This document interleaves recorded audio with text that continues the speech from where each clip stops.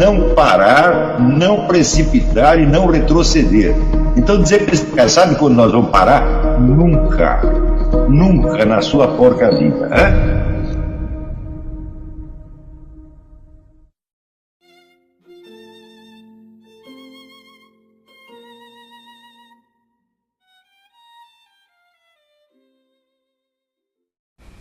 Existe uma diferença entre a doutrina da igreja e qualquer outro discurso, que é uma diferença assim, abissal.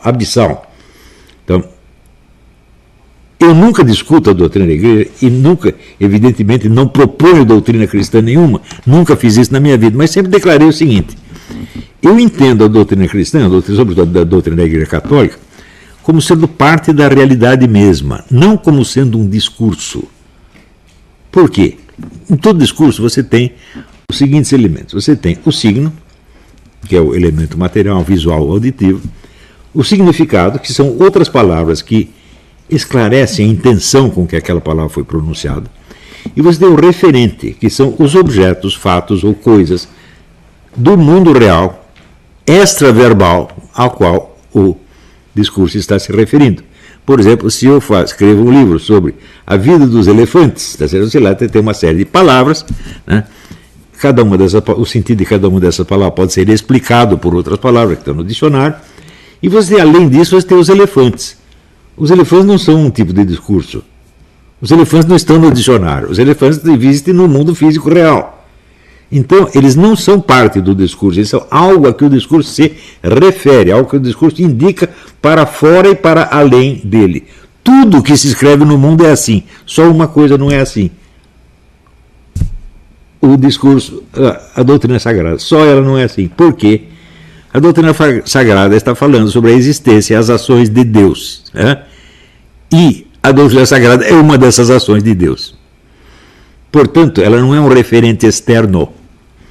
Deus, quando fala de si mesmo, ele, quando fala da sua atuação na realidade, quer dizer, a sua atuação de Deus sobre o mundo, ele está, com esta mesma palavra, está agindo sobre o mundo. Então não há um referente externo. Estão entendendo? Essa é uma diferença brutal. Isso quer dizer que a doutrina sagrada não pode ser discutida no mesmo tempo das outras doutrinas. Por isso mesmo que eu acho a palavra doutrina execrável. Porque se você chama uma coisa de doutrina, quer dizer, existem várias doutrinas. Doutrina é um nome genérico, onde tem várias espécies de doutrinas abrangentes dentro do mesmo jeito. Tem a doutrina certa, a doutrina errada, a doutrina verdadeira, a doutrina falsa, a doutrina mentirosa. Tem tudo isso misturado, tudo isso é doutrina. Mas escuta, peraí. A fala de Deus não é uma doutrina nesse sentido, porque a doutrina é um fenômeno verbal que se submete à regra do signo, significado e referente. E no caso de Deus, vamos dizer, a fala de Deus é a ação de Deus. No princípio era o verbo. A coisa que Deus mais faz é falar. E o que ele fala vira realidade. Diz São Tomás de Aquino. Nós falamos com palavras e Deus fala com palavras e coisas. Isso quer dizer que muitas das palavras de Deus são coisas também. O que ele está falando na Bíblia é a ação divina. Não é uma coisa a respeito de Deus. Não, é o próprio Deus falando. Ou diretamente ou através dos seus enviados, seus profetas, né? E vamos dizer, os papas, os santos, os doutores da igreja, etc, etc. Tudo isso aí é presença direta de Deus. Portanto, não tem como você tratar este discurso no mesmo modo que você trata os outros discursos. Por exemplo, se você for aplicar a doutrina bíblica, a teoria dos 4 discursos, não funciona. Porque a teoria dos 4 discursos é feita para o discurso humano. Ou seja, discursos onde há diferença entre signo, significado e referente. Como no discurso divino não há essa diferença, bom, então fica difícil você aplicar os 4 discursos ali. Estão entendendo?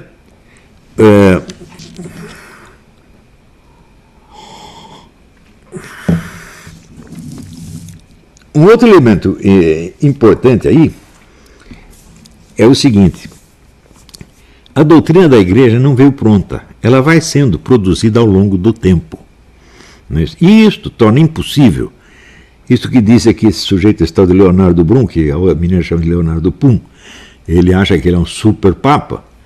Ele diz o seguinte, que sem a fé é impossível agradar a Deus, e basta um único erro contra ela para que a percamos totalmente. Espera um pouquinho, aqui está o índice, esse livro do Denzinger é o índice dos dogmas da igreja, não é os dogmas, é o índice dos dogmas da igreja. São 2.333 que foram sendo emitidos progressivamente ao longo da história. Se foram emitidos progressivamente, quer dizer que houve discussão. Antes de ser promulgado o dogma, houve uma discussão. Portanto, um dizia A, outro dizia não há. Tá certo? Esse que disse o não há perdeu a fé completamente. Quer dizer, o erro é assim, é antes ou depois da promulgação do dogma. Né? Quer dizer, uma coisa que não era falsa começou a ser falsa depois que foi promulgado o erro. Não é possível isto. Uma coisa ou é falsa ou não é. Você pode tomar consciência do erro, depois, mas você não pode estar completamente no erro e depois deixar de estar porque foi promulgado. Ou então estar fora do erro e entrar dentro dele porque foi promulgado. O que é isso aqui? Ele está errado doutrinariamente? Não, ele está defendendo a doutrina da igreja tal como ele entende. Só que assim, ele não sabe ler. Ele foi educado dentro do socioconstrutivismo. Então ele não tem essa compreensão da sutileza entre os vários níveis de discurso. Um terceiro ponto, esse negócio de uso e abuso da palavra heresia. Uma coisa só pode ser heresia quando ela se apresenta como doutrina da igreja, como doutrina cristã.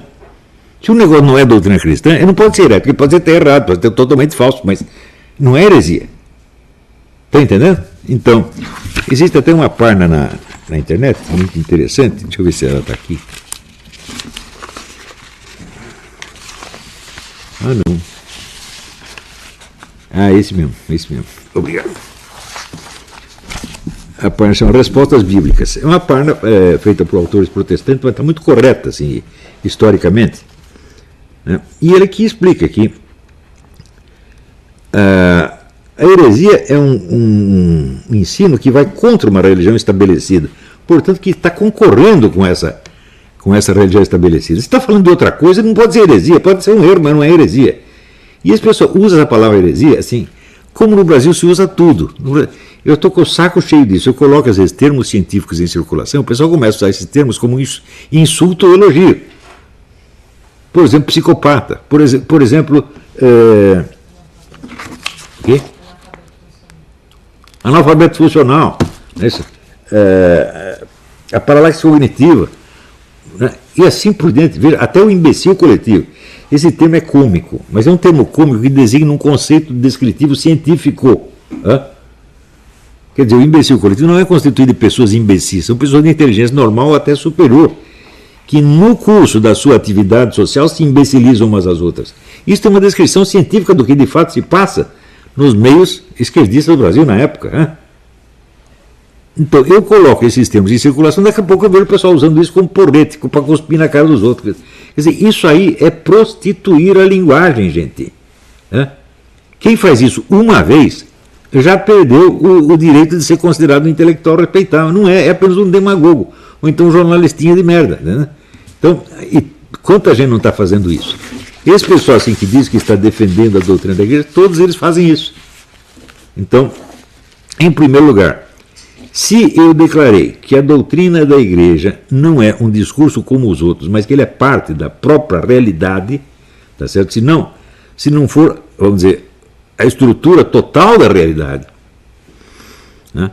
Então, é claro que o que quer que eu diga não pode ser confrontado com a doutrina da igreja, meu Deus do céu, porque eu estou tomando essa doutrina como pressuposto do que eu estou dizendo. E é claro que tudo que eu digo não se aplica àquilo que a doutrina da igreja está dizendo. Quem sabe ler percebe isso claramente.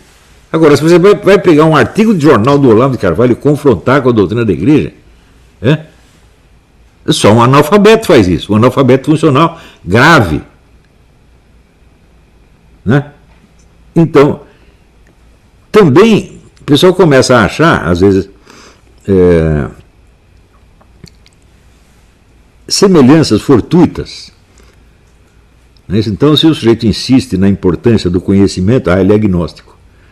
Eu digo, meu filho, você não sabe o que é gnosticismo. Porque o gnosticismo não era qualquer conhecimento que, segundo os gnósticos, levava à salvação. Era o conhecimento da pré-existência terrestre. Ou seja, antes de nós nascermos nessa Terra, nós tivemos uma pré-existência celeste, e lá aconteceram certas coisas, e é este conhecimento que, segundo os gnósticos, leva à salvação. Quando que eu falei desta merda de pré-existência? Nunca na minha vida. Então, qualquer apologia do conhecimento é gnosticismo. Claro, o ignorante só pode achar que o conhecimento é maligno. E esses caras são ignorantes mesmo. É muito grave o que está acontecendo, gente. O Silvio Grimaldi tem toda razão ao dizer que o que o escandaliza não é o que esses caras dizem. O que o escandaliza é a pretensão do Carlos Nogueira de ser um grande escritor, um grande filósofo. Ele não é nem escritor, nem filósofo, nem coisa nenhuma. Ele é apenas um professorzinho de português, muito inculto e muito incapaz, muito burro. Ele não sabe ler. E começa a fazer produz assim. Pô, uma vez eu tive um aluno que produziu uma coleção inteira de livros baseados nas minhas aulas. E ainda me trouxe o livro para eu fazer o prefácio. Quer dizer, o livro na verdade era meu, né? Eram as minhas aulas estragadas, né? Colocadas numa coleção de... Né? Ele pediu para fazer o prefácio, eu disse, então você me traz o livro para eu ler, eu faço o prefácio. Ele disse, não precisa ler, não. O Brasil está cheio de tipos assim, você está entendendo? É tipo pseudo-culto, não? Caipira, bobo, metido, e geralmente pessoas fracassadas, que nunca obtiveram nenhum reconhecimento, que nada fizeram que merecesse reconhecimento, e que precisam de uma compensação psicológica. Então, exagera na megalomania. Aparece Nogueira dizendo que superou Aristóteles, São Tomás de Aquino, superou Etienne de Jesus. Falou, peraí, gozação não, pô, vamos parar com isso. Hein? Você veja, Santo Tomás algum dia disse que superou Aristóteles? Nunca disse. Só falava de Aristóteles com a maior reverência. Foi ele que inventou a expressão o filósofo, ele chamava o cara de o filósofo. Porque ele não era um filósofo, era o. Tá certo? Agora, de repente, aparece o Carlos Nogueira e supera os dois juntos. Não é possível um treco desse, gente. E vocês vão querer que eu responda isso, que eu entre num debate com esse cara.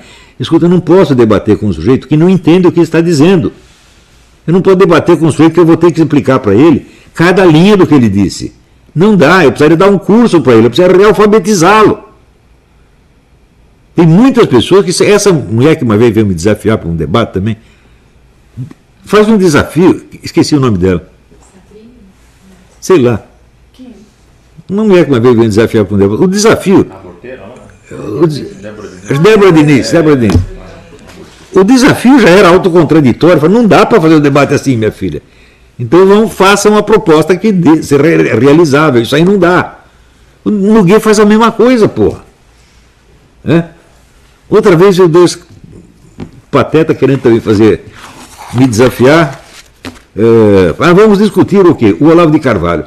Falei, eu vou ser ao mesmo tempo um dos debatedores e o assunto do debate. Não vai dar, meu filho.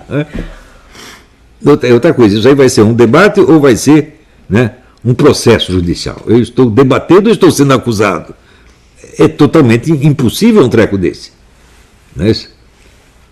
Quer dizer, esse pessoal não sabe sequer o sentido da palavra debate. Eu dei um exemplo de como se faz um debate no caso do Dugin. Você tem que pegar duas pessoas, mais ou menos do mesmo nível cultural, ou seja, pessoas que têm acesso ao mesmo corpo de informações. Os autores que eu li, o Dugin também leu, quase todos, não é todos, mas quase todos. Então, as referências dele eu conheço e as minhas ele também conhece. Tá certo? Então, nós sabemos do que nós estamos falando. E nós divergimos, não nesse do que, mas no o que estamos dizendo. Né? Então, a partir do mesmo corpo de informações, eu tirei umas conclusões, ele tirou conclusões opostas. Então podemos confrontar para ver quem tirou a conclusão certa. Mas se o indivíduo não leu o que eu li, se ele não conhece o que eu conheço, se ele não entende o que eu entendo, não dá para discutir. Como é que eu vou discutir com um sujeito que acha que se você errar num ponto de doutrina, você está fora da religião? Pior, é o que ele diz aqui. Professar integralmente a doutrina é muito mais importante do que missa e terço diários. Ora, as pessoas estão fazendo missa e terço há muito tempo. A doutrina foi se formando ao longo do tempo. Isso quer dizer que muita missa e muito terço antecederam esses dogmas. Então, se a missa e o terço valem menos que a proclamação doutrinal, toda missa e o terço que rezaram antes não vale nada. Isso é intrinsecamente absurdo, o cara escreve como se fosse uma coisa normal. Porque ele tem ideia da importância hierárquica dentro da hierarquia lógica das coisas, mas não da importância existencial real. Se se quer saber se alguém é católico ou não, parênteses, O que é diferente de saber se alguém é santo, deve-se verificar sua ortodoxia na fé e não seus atos exteriores de piedade. Então ele está admitindo a hipótese de que haja algum santo que não seja católico. E ele se escreve isso, ele não percebe que ele disse isso. O quê? Ele não sabe escrever, ele não entende a língua portuguesa. Ele entende, assim, a língua escolar, mas a verdadeira linguagem, a linguagem real que se usa na sociedade, não entende. Então são analfabetos funcionais mesmo, não estou xingando analfabeto funcional, estou descrevendo cientificamente a coisa. Então, este tipo de teratologia intelectual, isso tem que acabar, gente. Isso é efeito, vamos dizer, de 50 anos de deformação do nosso ensino, desde o primário até a universidade. Por isso que eu digo, os ministros da educação, todos esses anos, deviam estar todos na cadeia. O que eles fizeram, e essas entidades, temos projetos educacionais, baseados assim, né, projetos de ponta, etc. Tudo isso tinha que estar na cadeia. Eles imbecilizaram 3 ou 4 gerações de brasileiros. E ficaram todos assim. Hoje em dia todo mundo escreve assim. Todo mundo pensa assim, meu Deus do céu. É difícil você explicar algo para pessoas assim. Porque você tem que, no curso da discussão, você tem que realfabetizá-las.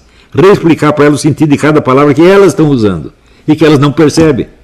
Porque o sujeito diz um negócio absurdo aqui. Está dizendo que existem santos não católicos. Foram declarados santos, mas não são católicos, né?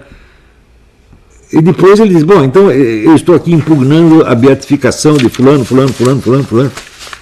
Ele diz, bom, você está impugnando isso com a autoridade de quem não está entendendo coisa nenhuma. Talvez você tenha até razão, talvez algumas beatificações tenham sido inválidas mesmo. Não vou discutir isso, não tenho nem qualificação para discutir isso. E pior, não estou interessado. Né? Eu não estou na porta do céu abrindo e fechando para as pessoas. Você pode entrar, você não pode. Não é essa a minha função. Isso é a função sua, seu pum. Você está lá fazendo isso, eu não. Então, esse pessoalzinho é imensamente ridículo e não percebe. Todos nós podemos correr o risco de dizer coisa ridícula, mas tem a obrigação de perceber em seguida e pelo menos dar uma risadinha de nós mesmos, no mínimo isso aí. Mas esses caras se levam infinitamente a sério. E aí, pessoal, tranquilo? Então, se inscreva no canal, compartilhe, comente, ajude o nosso canal. Os links estão na descrição do vídeo. Você pode participar pelo Apoie-se, pela vaquinha. Qualquer forma de ajuda será muito bem-vinda. Pode curtir, comentar e compartilhar também para ajudar nosso canal. Quem quiser seguir a gente nas redes sociais estão todas aí na descrição do vídeo. Muito obrigado, sempre com Deus, pátria, família e liberdade. Tamo junto, forte abraço.